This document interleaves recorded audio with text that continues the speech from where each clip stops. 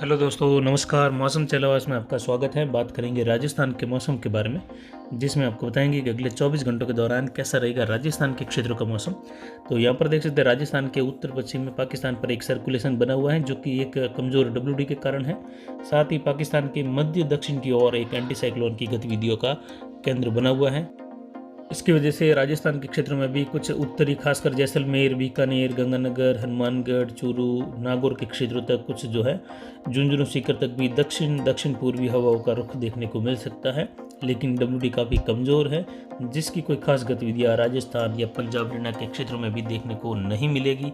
हालांकि हल्की छुटपुट बादलों की आवाजाही पंजाब हरियाणा तक हो सकती है। हिमाचल, उत्तराखंड, जम्मू कश्मीर, लेह लद्दाख तक बादलों की आवाजाही के बीच में हल्की मध्यम बारिश व कहीं कहीं छुटपुट बर्फबारी की गतिविधियां भी देखने को मिलने की संभावनाएं बन रही हैं। भारत के मैप पर देख सकते हैं एक WD उत्तरी राज्यों के करीब है, जो कि काफ़ी कमज़ोर है और जेट के उत्तर मध्य भागों के आसपास स्थित है। अरब सागर के उत्तर पश्चिम में उच्च दबाव बना हुआ है, तो वहीं दक्षिण पश्चिम के क्षेत्रों पर एक चक्रवाती हवा का क्षेत्र भी है। वहीं देखा जाए तो बंगाल की खाड़ी के दक्षिण पश्चिम में एक निम्न दबाव बना हुआ है, जो कि उत्तर पश्चिम दिशा में बढ़ते हुए जो तमिलनाडु के क्षेत्र हैं, वहाँ से केरल के क्षेत्रों के उत्तरी भाग हैं, गोवा, कर्नाटक के दक्षिणी भागों में भारी से बहुत भारी बारिश की संभावनाएं भी आने वाले लगभग 4 से 5 दिनों के दौरान है। और ये सिस्टम काफ़ी तेज़ी से जो है दक्षिण भारत के क्षेत्रों को दक्षिण पूर्व से उत्तर पश्चिम दिशा की ओर बढ़ते हुए जल्द ही कवर कर लेगा। साथ ही जल्दी से अरब सागर में पहुंचने के कारण ज़्यादा कमज़ोर नहीं होगा और फिर से जो है ये सक्रिय होते हुए उत्तर पश्चिम दिशा में बढ़ेगा। और ये जैसे ही उत्तर पश्चिम दिशा की ओर बढ़ने की शुरुआत होगी, वैसे ही जो है उस समय जेट एक बार फिर से काफ़ी ज़्यादा दक्षिण होगी। और इस सीज़न में ये जेट जो है सबसे ज़्यादा दक्षिण होने वाली है, क्योंकि इस बार दक्षिण भारत तक के क्षेत्रों को जेट अपने दायरे में लेगी, यानी कि लगभग अरब सागर के संपूर्ण हिस्सों को जेट अपने दायरे में लेगी, जिससे दक्षिण पश्चिमी दिशा से बादल और हवाओं का दायरा जो कर्नाटक के क्षेत्र हैं, गोवा से लेकर और मध्य महाराष्ट्र के क्षेत्र हैं, मध्य प्रदेश, गुजरात के दक्षिण पूर्वी क्षेत्र है, इन क्षेत्रों में जो है अरब सागर की भारी नमी वाली हवाएं जो हैं, जो नवंबर के जो आखिरी दिन है, वहाँ से लेकर पहला सप्ताह होगा दिसंबर का, उस समय भारी से भारी नमी जो है इन क्षेत्रों में पहुँचेगी जेट के दक्षिण होने की वजह से। यहाँ पर आप देख सकते हैं इस समय जेट जो है अफ्रीका के जो उत्तर पश्चिमी भाग है, वहाँ पर एक उच्च दबाव बना हुआ है, जो कि बहुत बड़ा उच्च दबाव है, जो कि पूरे अफ्रीका महाद्वीप को जो है अपने अंदर समा सकता है, इतना बड़ा उच्च दबाव बना हुआ है। तो लगभग 7 से 8 दिनों के आसपास ये उच्च दबाव उस समय जो अफगानिस्तान के क्षेत्र हैं, उत्तरी भारत के क्षेत्र हैं, कुछ जो है उसके आसपास के पाकिस्तान के भाग है, वहाँ से लेकर ये वहाँ तक बनने की संभावना, जिससे इसके जो दक्षिण वाला हिस्सा है हवाओं का, वह जो है उस समय यानी जेट की जो पश्चिमी हवाएं हैं वह उस समय भारत के दक्षिणी राज्यों तक को कवर करेगी, यानी केरला से लेकर तमिलनाडु तक के क्षेत्रों तक यह हवाएं पहुंचने की संभावना है। यानी इस प्रकार ये हवाएं चलेगी उस समय। ये लगभग उस समय जो है पहला सप्ताह दिसंबर का रहेगा, यानी लगभग 28-29 नवंबर से लेकर लगभग 4-5 दिसंबर के बीच तक ये इस प्रकार गतिविधियां रहने से भारी मात्रा में नमी अरब सागर से भारत के क्षेत्रों में, यानी खासकर महाराष्ट्र, मध्य प्रदेश, जो कर्नाटका के क्षेत्र है, वहाँ से लेकर कुछ छत्तीसगढ़ तक के क्षेत्र तक, दक्षिण पूर्वी गुजरात है, राजस्थान के पूर्वी भागों तक भी जो है भारी से बहुत भारी मात्रा में नमी पहुँचेगी, जिससे आने वाले समय में मध्य भारत में भारी बारिश की गतिविधियां देखने को मिल सकती है, या कहीं कहीं भारी से अति भारी बारिश की भी संभावनाएं बन सकती हैं, जिसका जो अरब सागर से लेकर जो एक विशेष जेट का दायरा भी बनता है। जब जेट काफ़ी ज़्यादा दक्षिणी होती है तो कई बार वह रफ्तार पकड़ते हुए तेज़ी से एक प्रेशर बेल्ट भी बन जाता है। तो ये प्रेशर बेल्ट उस समय महाराष्ट्र, मध्य प्रदेश के ऊपर अरब सागर से सीधा रहेगा। तो उस समय जैसे ही ये सिस्टम जो बंगाल की खाड़ी में है, ये दक्षिणी राज्यों को कवर करते हुए अरब सागर में पहुंचेगा, तो ये उसके दायरे में आ जाएगा पहले ही, क्योंकि इस समय जेट ही दक्षिणी राज्यों तक जा रही है।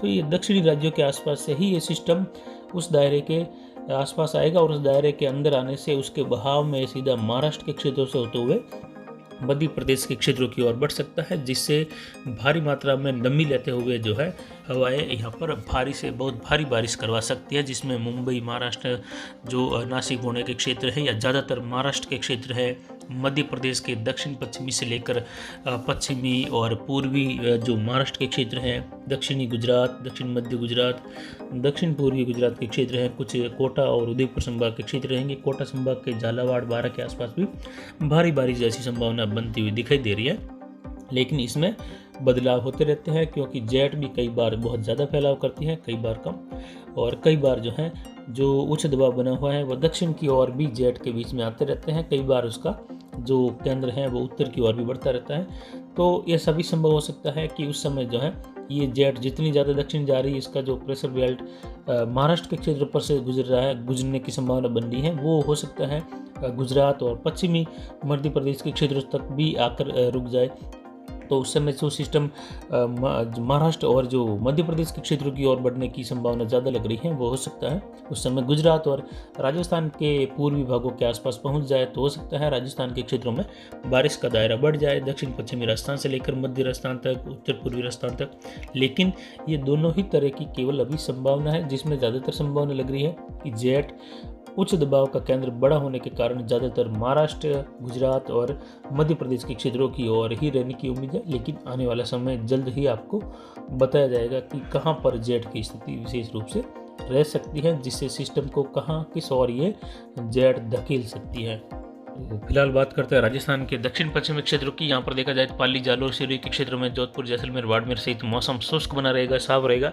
दिन में तापमान 30 डिग्री के आसपास तक जा सकता है, जबकि रात का तापमान, न्यूनतम तापमान यहाँ पर जो है राजस्थान के क्षेत्रों में, तो न्यूनतम तापमान जो है 5 डिग्री से लेकर 8 डिग्री के बीच बने रहने की संभावना। तो वहीं अधिकतम तापमान 28 डिग्री से लेकर 31 डिग्री के आसपास तक बने रहने की संभावना है। मौसम शुष्क बना रहेगा। जो दिसंबर का पहला सप्ताह है उसमें बादलों की आवाजाही यानी ऊंचाई वाले बादल छाने की संभावना बन रही है, लेकिन मौसम फिलहाल शुष्क बने रहने की संभावना है। दक्षिण पूर्वी राजस्थान की बात करते हैं, यहाँ पर भीलवाड़ा, राजसमंद, उदयपुर, डूंगरपुर, बांसवाड़ा, प्रतापगढ़, चित्तौड़गढ़, कोटा, बूंदी, बारा, झालावाड़ में भी फिलहाल मौसम शुष्क व साफ रहेगा। लेकिन आने वाले समय में दिसंबर के पहले सप्ताह में दक्षिणी जो उदयपुर संभाग हैं और जो पूर्वी कोटा संभाग है, वहाँ पर जो है हल्की मध्यम से लेकर कहीं कहीं तेज खंड वर्षा देखने को मिल सकती है, ऐसी संभावना। लेकिन फिलहाल तब तक मौसम शुष्क बना रहेगा। न्यूनतम तापमान यहाँ पर भी 5 से लेकर 8 डिग्री के आसपास, वहीं अधिकतम तापमान जो है यहाँ पर 30 डिग्री के आसपास से लेकर 33 डिग्री के बीच में बने रहने की संभावना है। मौसम फिलहाल शुष्क बना रहेगा सभी जगहों पर। इसके बाद बात करते हैं राजस्थान के उत्तर पूर्वी क्षेत्रों की। यहाँ पर झुंझुनू, सीकर, अजमेर, टोंक, सवाई माधोपुर, करौली, धौलपुर, भरतपुर, दौसा, जयपुर, अलवर, लगभग सभी क्षेत्रों में यहाँ पर भी मौसम शुष्क व साफ रहेगा। अगले सप्ताह में यहाँ पर जो है बादल छाने की संभावना है, ऊंचाई वाले बादल छा सकते हैं, पर मौसम फिलहाल शुष्क बना रहेगा। फिलहाल जो है कुछ दक्षिण पूर्वी हवाओं का रुख यहाँ पर देखने को मिल सकता है, जिससे हल्की सी तापमान में कुछ गतिविधियाँ बढ़ भी सकती है न्यूनतम तापमान में, लेकिन फिर भी न्यूनतम तापमान यहाँ पर जो है 3 डिग्री के आसपास से लेकर 8 डिग्री के बीच तक बना रहेगा, यानी कहीं पर ज़्यादा तो कहीं पर कम न्यूनतम तापमान के बने रहने की संभावना है। अधिकतम तापमान यहाँ पर 27 से लेकर जो है 29 डिग्री के बीच में रहने की संभावना है। इसके बाद बात करते हैं राजस्थान के उत्तर पश्चिमी क्षेत्रों की। यहाँ पर गंगानगर, हनुमानगढ़, चूरू, नागौर, बीकानेर के क्षेत्रों में देखा जाए तो यहाँ पर भी मौसम शुष्क व साफ बना रहेगा।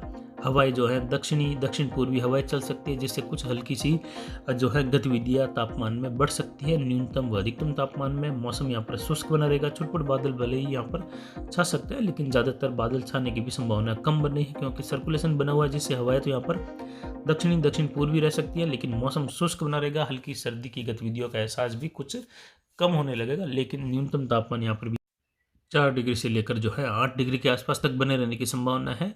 वहीं अधिकतम तापमान यहाँ पर जो है 30 डिग्री के आसपास बने रहने की संभावना है। मौसम यहाँ पर फिलहाल शुष्क बना रहेगा। किसी भी प्रकार की गतिविधियाँ बारिश की या फिर घने बादल छाने की फिलहाल दिखाई नहीं दे रही है।